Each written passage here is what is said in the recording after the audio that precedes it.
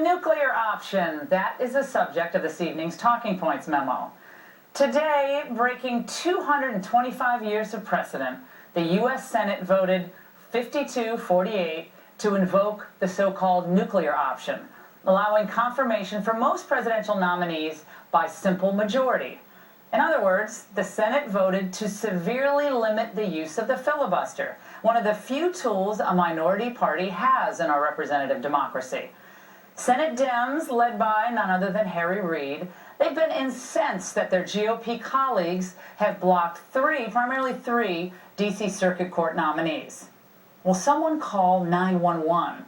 Because the Democrats seem to be suffering from a wicked case of amnesia. You see, they were against the nuclear option before they were for it. The filibuster is not a scheme, and it certainly isn't new. The filibuster is far from a procedural gimmick. It's part of the fabric of this institution we call the Senate. And what about then Senator Obama's view? The American people want less partisanship in this town, but everyone in this chamber knows that if the majority chooses to end the filibuster, if they choose to change the rules and put an end to democratic debate, then the fighting and the bitterness and the gridlock will only get worse. By the way, the president was supporting, of course, what ReidL decided to do earlier today. This, folks, is amazing. Threatening to go nuclear, which both sides have done in the past, and going nuclear are two different things.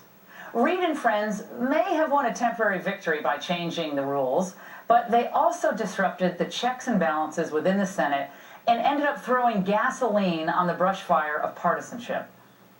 This is not a very proud day in the history of the Senate. In order to distract attention away from Obamacare, the Senate has just broken the rules in order to change the rules. And yes, Republicans may have lost a lot of their leverage today in the U.S. Senate, but if they take back the Senate on the heels of the Obamacare implosion, Democrats may regret going to DEFCON 1. This rank power grab should make it obvious to all congressional Republicans that they shouldn't waste time working with Democrats on pretty much anything. Democrats did not operate in good faith on Obamacare, and they're not operating in good faith now. And that's the memo.